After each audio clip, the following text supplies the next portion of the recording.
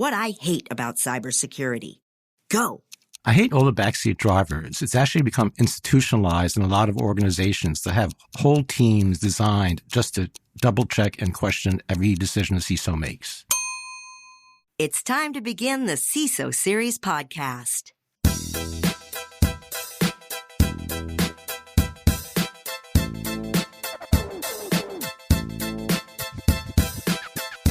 Welcome to the CISO Series podcast. My name is David Spark. I am the producer of said CISO Series. And joining me as my co-host from episode 1 back in June of 2018, that would be Mike Johnson, the CISO over at Rivian. Mike, say hello to the audience.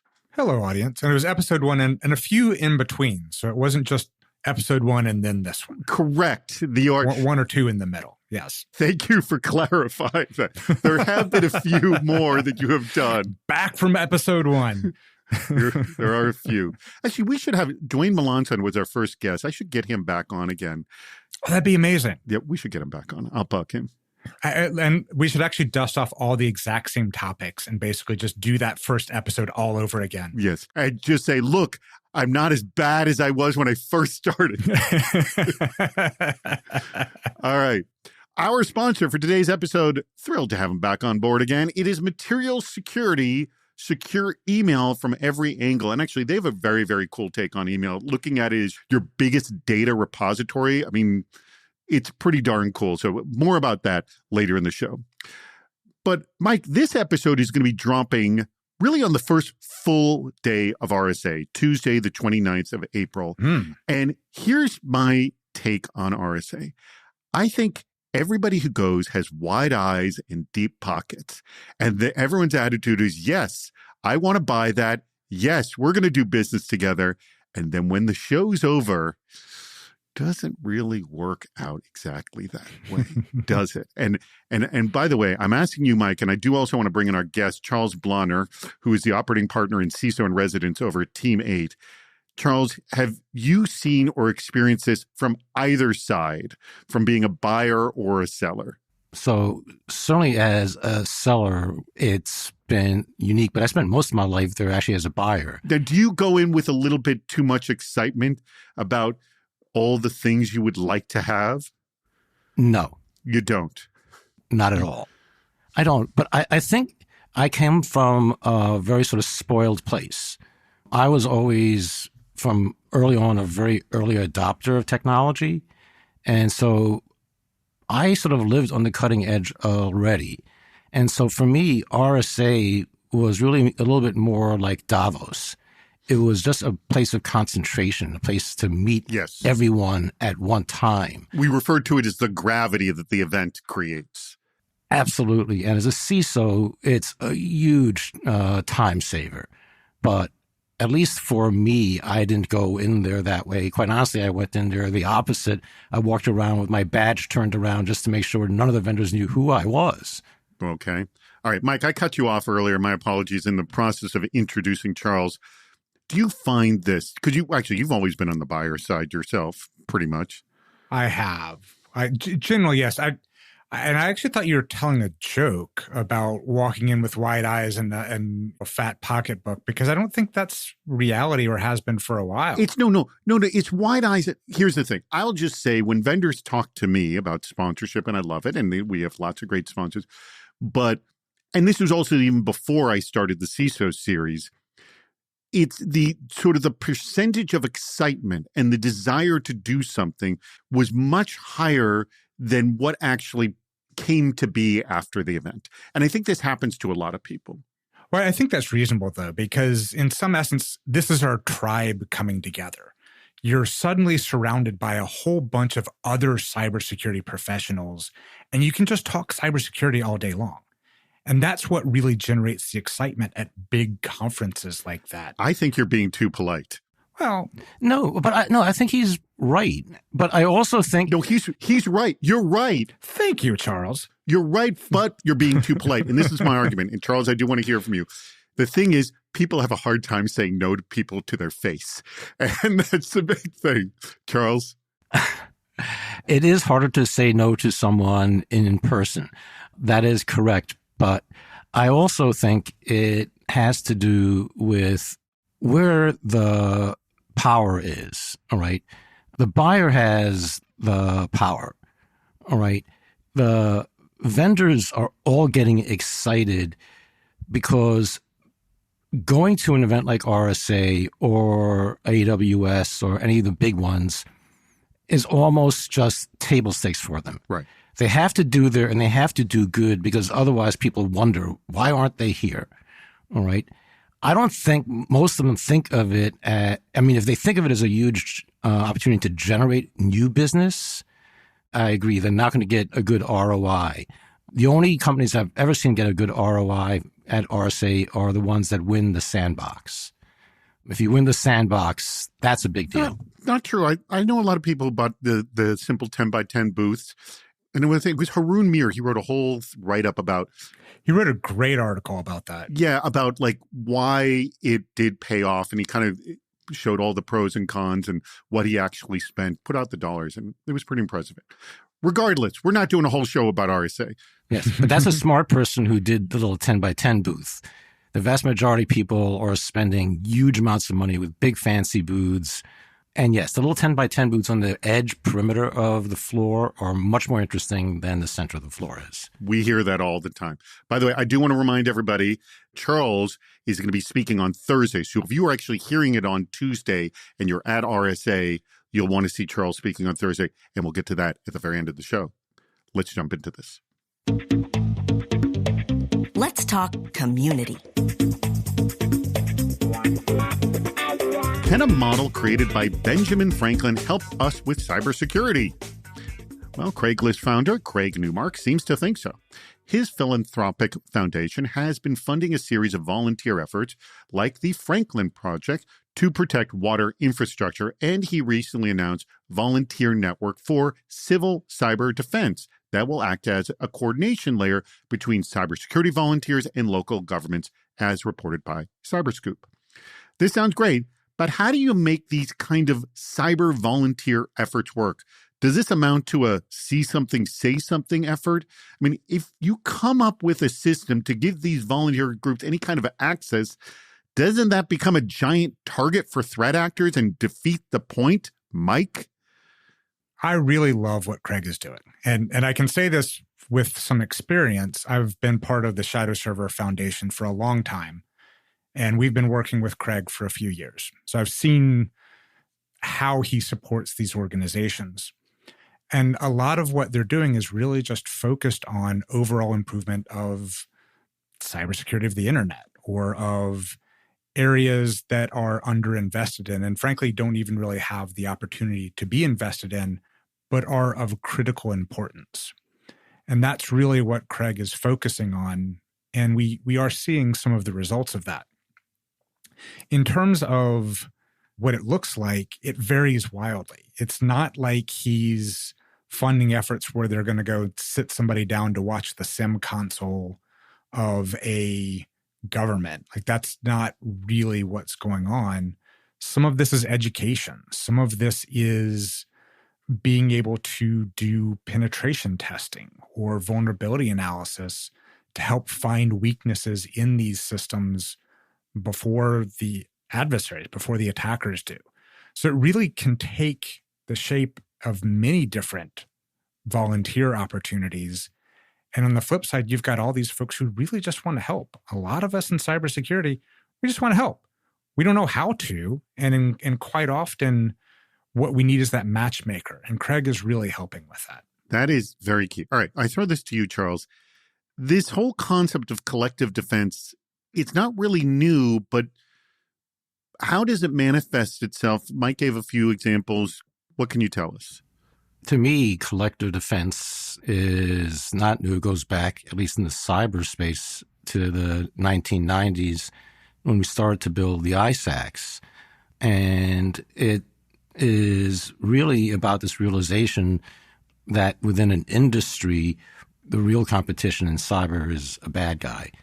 And so the idea of collective defense, I think when you think about the example that we were just talking about, the volunteerism, you can see it even in banks. And I think 2012 was a great example. The government of Iran was pissed off with the U.S. They did a bunch of DDoS attacks against the U.S. banks. A lot of smaller banks got targeted. They didn't have the wherewithal to understand how to defend themselves. And so a collective of the larger banks actually got together and actively helped defend the smaller banks. And so that's an example of it. I also think what we were just talking about and the idea of it being broader than just the active defense is really important, because I think one of the things that the CISO community has been better at than almost any other community I've ever seen is this idea of mentoring. All right. Because I also think collective defense is about how CISOs sort of help each other through the networks that they build. I've always felt that CISOs were each other's best therapists and best advisors. And so that's another form of collective defense. Why are we still struggling with cybersecurity hiring? Quote, less money, less resources, and a giant target on your back, end quote, isn't exactly a great pitch to recruit cyber talent. But that's exactly what municipalities have to do. There will always be people drawn to public service, but how do municipalities recruit beyond that pool? In a piece for CISO Online, Deb Radcliffe points out that government jobs often have lengthy recruiting processes that include background checks, where candidates can leave for other positions that respond faster. And typical internship to employment pipelines aren't as straightforward with the government. So, Charles, I'm going to start with you. What creative recruiting techniques have you seen work, and especially for municipalities that, well, don't pay as well? And heck, I don't know if they would have the same sort of cyber infrastructure as, maybe a bank where you used to work. That's a really interesting challenge. One of the things I've been privileged with since I stepped away from being operational was 2 times I was on National Academy of Sciences committees. Once we looked at the FAA's cyber workforce. I think the point made earlier about people being motivated by the mission is really critical. Everyone I interviewed at the FAA, it was extraordinarily mission-driven. I think the biggest challenge we run into, honestly, is HR organizations, right? HR organizations, whether they are in government or in big industries, are very fixated on very sort of set ways of doing things. They look for degrees. They look for acronyms that say you've gotten a certain award or certificate or something along those lines. And in cyber today, we have to be a lot more creative. We have to do things like look at vets coming out of the military who may not have had college degrees, but who've had years of experience. All right. We need to look at people who may not have done great at school, but have the great skills that you might need. And so I think we need to get our HR partners to start thinking differently, because most of the CISOs I know and talk to see all this talent and actually get frustrated by the HR rules that prevent it. And actually one of the things we recommended in this report that wound up, it's in the congressional record, you can go read it on the FAA, was we talked about that process. And we talked about how the government needs to sort of think much more creatively about the rules of what they want as sort of the entry requirements, because they take most candidates and they never even get a chance to be interviewed because they don't meet some tests. And that's ridiculous, because we do need more workforce, especially in those places. Mike, let me throw to you. And when this subject comes up, I always give a tip of the hat to Jesse Whaley, the CISO of Amtrak, who's created a real pipeline. And Amtrak is kind of a pseudo-government institution. I think government has the capability to create a training pipeline. And when you're talking about individual municipalities, it's a little bit harder, I guess, for them. But I mean, I think that's where they have maybe an edge over others. Yes or no? Am I thinking out of turn here? No, I think that's one of the opportunities that they have is, first of all, to recognize that they can be a way station rather than hiring folks who are going to be lifers. To Charles's point about being more creative, I think a lot of them expect that they're hiring these lifers. But if they just recognize that we're going to hire some people, they're going to work here for a few years, they're going to get experience that they can't get anywhere else, a scale and an impact that they can have in an organization like a municipality, you can't really do that if you're just getting started at a bank. While the scale of a bank is huge, that's the little fish in a big pond thing versus going into a municipality. It's a small pond. You really have this opportunity to have an impact. So I think that's where these municipalities could think more creatively, is to recognize those. Yeah.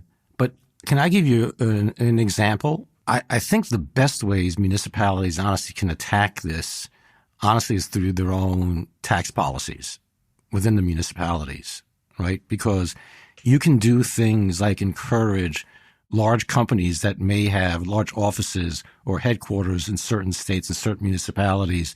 You can encourage them to have things like rotation programs in and out of government. And then you can encourage that through tax policies. There are certain countries in Europe, Singapore has done that really well, working with companies through tax policies. They've driven internship programs and the like. And so your city in the state of Minnesota, there are a bunch of very big companies headquartered in Minnesota.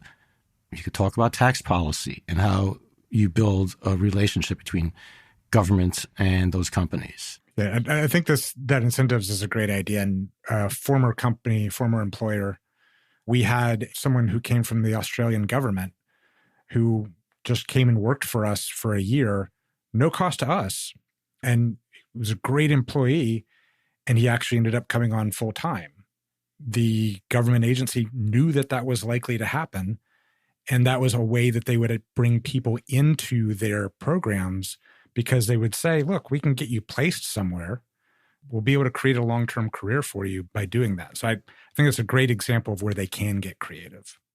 Before I go any further, I'm going to tell you about our brand new sponsor, and that would be Material.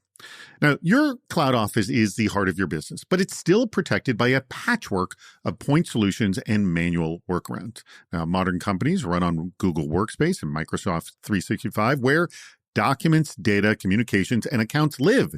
Yet, while other critical assets have purpose-built security, EDR for endpoints, IAM for identities, CSPM for cloud workloads, your cloud office remains rather exposed.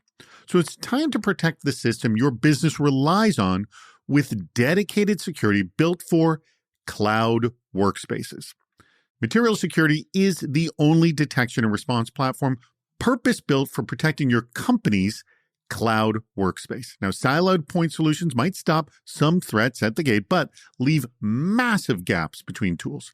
Material provides continuous protection across your cloud office environment before, during, and after an incident. Material automatically identifies vulnerabilities and suspicious activity, reduces the impact of a breach, and protects sensitive data even when credentials are compromised. Now, sophisticated email attacks, risky misconfigurations, shadow IT, account takeovers, Material not only monitors everything continuously, it applies fixes and steps in to make sure information only flows where it's supposed to go. So if you're ready to stop trying to fill the gaps and start getting ahead of threats, you got to check out Material Security. Super easy to find. Just go to material.security. That's it. That's the web address. The word material.security. Go there. Check them out. It's time to play What's Worse? All right, Mike. All right. We're up for another What's Worse. Charles, I'm just going to warn you. Are you familiar with this game? Do you know how this is played? No, but I have been waiting for it with great anticipation. That was a good answer right there. Good answer. So there's two horrible scenarios. They are submitted from an audience member. Sometimes past guests, in fact, too, as well, submit to us. Mm-hmm. And they both stink. On rare occasions, you're selecting between two good options, but they both stink. And it's a risk management game. You have to tell me which of the two crappy scenarios stink more. All right. Okay. So this comes from Jonathan Waldrop, CISO over at the Weather Company. And here are the two options. And I always ask Mike to answer first. So Mike's answering first here. And by the way, Mike usually repeats the question. He hems and haws often on these too as well. I know. I'm setting you up for failure here, Mike. I know. I'm used to it, David. I appreciate it. Here we go. Scenario number 1. It's an onboarding process that grants excessive permissions in an effort to make onboarding faster. Accounts are over-provisioned and people have more access than they really need. Or you have a terrible offboarding process where departures terms aren't well documented, and sometimes you don't find out that a person left until they've been gone a good 3 months. So you've got like ghost accounts with tons of permissions, and who the heck knows what's going on. Which scenario is worse, Mike? I feel like just going ahead and blurting out an answer and then just stepping back. Oh, just to spite me? Is that just to spite you? And so what you've got in the first case is people are being onboarded, they get too much access, but presumably they're being offboarded well. Yes. And that's the trade-off in the back and forth. And the second one, they're getting offboarded poorly, but while they're working for the company, they have exactly the right access. So that's kind of the trade-offs here. Right. But you could be letting someone go that has admin access, and then that thing could just be left wide open. Well, and that's, I mean, you're helping me with my answer here, David, because I really do think the worst case scenario is a former employee having access to a company they don't work for anymore. They have no obligation anymore. They might have an axe to grind. There was a case years ago where someone was fired from the city of San Francisco, and they basically shut down the entire network after they had already been fired. So we have case after case of how that is a terrible thing.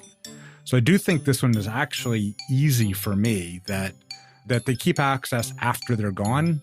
That's the bigger issue. But let me just argue a little bit. In the first case, it's perpetual too much access for a much longer time versus just 3 months at most.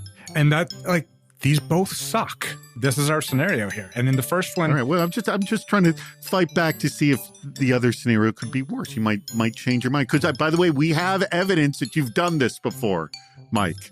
Once. We had one of our guests convince them the other way. Maybe Charles wants to do that. We're going to find out. We're going to Charles on this one. Give it a shot. Charles, which scenario is worse? And do you disagree with Mike? And if you do, are you going to convince him to come to your side? I do disagree with Mike. Good. I don't know whether I'll convince him to come to my side. But honestly, especially from the background that I came from, over-entitlement and toxic combinations can cause huge issues operationally every day. Fraud losses operationally every day. And I would honestly pick to have every human being perfectly provisioned and deal with their exit risk, because maybe I have a chance that I only do one thing right from a deprovisioning perspective, and maybe just deprovision the remote access token. Maybe that's the only thing I get right. Maybe I'm lucky that way. All right. But the truth is that over provisioning, living with it every day, is a huge operational risk. And from the most simple thing, if you're a publicly traded company and you are wildly over provisioned, you will never get an order to sign off on your books, which as a publicly traded company is the death knell. You're sure you don't want to jump over to Charles's side, Mike? No, because if the argument rests on that, also not deprovisioning people is also not something that auditors are going to sign off on. Auditors hate both. Well, here's the thing. What do you think an auditor would find worse? No, they both suck. And the fact of the matter is the auditor is going to write them both up. And they're not going to say one is worse than other. They're going to say both of these are really terrible and you're going to have a bad day. Yes, but again, we're picking between two horrible situations. So absolutely. Yes. Absolutely. Yeah. Do you want to burn or do you want to drown? Morbid way of putting it, David. But thank you for bringing it there. What's the future for a CISO? We're slowly seeing reporting structures for CISOs changing, but the size and ownership of the company plays a big part. By the way, this was a huge surprise to me. So listen to this. A recent survey by Hitch Partners found that about 30% of all CISOs at public companies still report to the CIO. Now, that was down 9% on the year. For privately held companies, more CISOs reported to the CEO directly, about 20%, than the CIO. But company size also played a big role in who you report to. For organizations with less than 250 people, a third of the CISOs reported the CEO. But for companies over 5,000, that was just 2.5%. So in those large companies, 42.6% of the CISOs still reported to the CIO. So I'm going to start with you, Mike, because I know you've had sort of different experiences with this. Is CISO reporting structure just the function of old corporate architecture? Is it outdated? Why do we see this trend as companies get bigger? When can we stop having this debate over the ideal reporting structure? The fact. Well, no, but no, I'm fine. No, Charles. But I'm more interested in the fact that this is so tied to company size, it seems. So the reality is what you're actually seeing is more and more small companies are getting CISOs. That's really what underlies this data. This is not that we're seeing some dramatic shift and these companies are making these decisions. It's that they didn't have a CISO before and they just like, I don't know where to put it. I'll just make it yet another one of my responsibilities. So I don't think this is some necessarily intentional design. It is just a function of that there are more CISOs than there used to be. Okay. Well, but it's also same thing is the larger companies had CISOs for longer periods of times, probably. But again, it could be just part of the old reporting structure too, for the matter. And also throw this out, younger companies definitely shake up their reporting structure in general. And in many cases, the younger companies, they don't have CIOs. That's not even a concept that they have. That is very true. I remember, and this goes back 10, 12 years ago, I remember to go to AWS reInvent conference, and I was asking people about their IT department, and I would say at least half, and again, I was at AWS reInvent, but at least half said, what IT department? It's like, we're all cloud-based. Yeah, I think that's one of the things that you see in some of these startups, and that works fine for them, and it works fine for a period of time. The other thing that I think folks may not really fully comprehend is in a lot of companies, the CIO actually owns all of the technology. So in one of these startup companies or a company where the CISO is reporting to the CTO, that is the equivalent of reporting to the CIO in a lot of companies. So it's a debate that really just doesn't matter. And the data is so messy that it's not really telling us anything. And people really anchor on the CISO reporting to the CEO as somehow the best reporting structure ever. And in some organizations and some companies, that works great. And in a lot of others, it doesn't. And so that's why the CISO reports not to the CIO, because that doesn't work well for that company. All right. I throw this to you, Charles. So I'm going to make a controversial statement, having been the CISO of 3 very large banks. 2 controversial statements. One is that in a large enterprise, in a really large enterprise, if the CISO is reporting to the CEO, it's a problem, all right? The CISO should be worrying about bigger things than just cyber, and I don't think it actually should report there. The other thing I would say is, because people always ask to me more about CIO versus like CFO, or you can't do it in banks, the chief risk officer. But what I've always said is the reporting line is irrelevant. A CISO is going to be successful if a company's got good culture and good governance. And irrespective of reporting line, you could report directly to the CEO and have your best buddy be the chairman of the board. But if the company doesn't have good culture and good governance, you're still going to fail from a CISO's perspective. And so we should have stopped talking about where it reports and just make sure that they've got the right support and culture and governance to help whoever it is be effective. Can this be measured? Well, we are still struggling to understand the efficacy of security controls, especially when looking at the aggregated industry-wide level. End quote. Many people fundamentally believe that cybersecurity is too complex for industry standardization, so they fall back on, quote, oracles and soothsayers, argued Ross Haliluk in his blog, Venture in Security. Cybersecurity is not the only complicated field. Medicine is also highly complicated, and they've figured out medical classifications with the use of diagnostic, procedural, pharmaceutical, and topographical code to provide a statistical basis for a host of research and services. An equivalent for cybersecurity would be, quote, codes for adversarial tactics and techniques, defender countermeasures, security capabilities from different tools, and ways for describing where attacks were observed. Now, I know all of you are going to say, well, the first two are actually covered by the MITRE ATT&CK and defend frameworks. But the bigger problem is creating incentives for companies to share relevant data needed to make the system work. Now, Ross points to the cyber insurance industry as a possible solution. If we can't have a full standardized system like medical coding, can we move beyond relying on oracles and soothsayers for security solutions and techniques?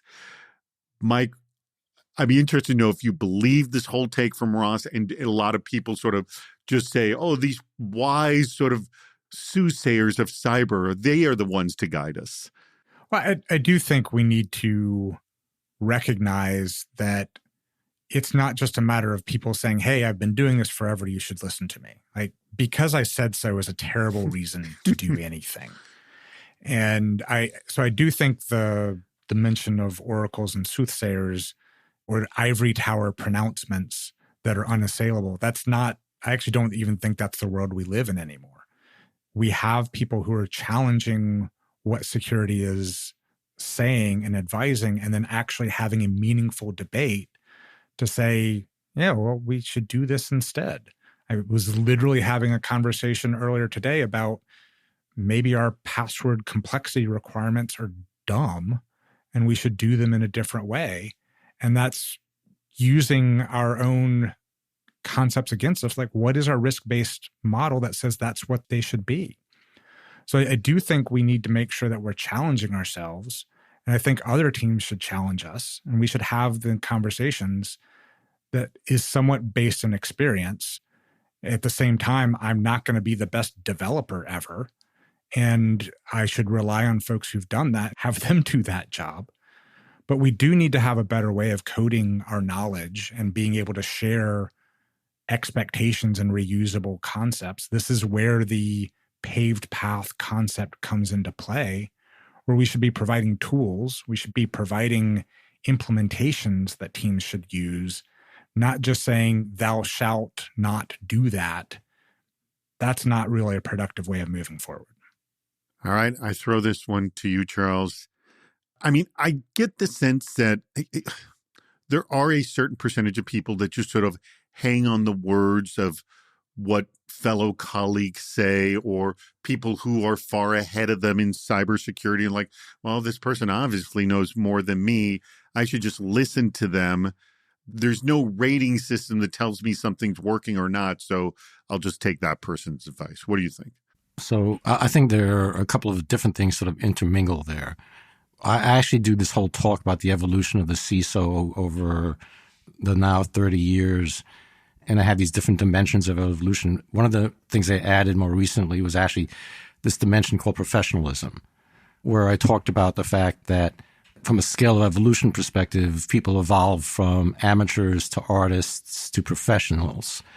The problem is there's no good definition of what a professional CISO is or what good is. And so that gets complicated. But I want to get back to the insurance thing and the data thing, because I think part of where I have problems with some of those attempts is that they're very technology focused. They're looking at what tools you have, they're looking at what configurations you have, and all those sorts of things. And I come from maybe a different perspective where I want to measure process. I don't really care about the tooling and the technique. I want to be able to measure processes and outcomes. I think that gets more complicated to do in a way that's standardized across lots of companies, because while everyone maybe uses these 3 or 4 products in a certain space, everyone's policies and processes are different. And you're never going to standardize everyone's process. That's where I have this whole measurements question. But I think Ross makes a good point. Medicine figured it out, but we can't figure it in cyber. Is it just because medicine's been around longer and the body is a physically limited human, structure? Is that kind of the reason we can't kind of make a one-to-one comparison? I do think a lot of our frustration does come from the fact of, hey, we should have already solved this already. But we don't stop to recognize how long this career has been around. And it's not that long. Right. And that's not a long time when you compare it to medicine. But the early years of medicine were probably filled with frustration and why can't we solve this? What are we talking about? They used to cure people with leeches. And a lot of people died. Right.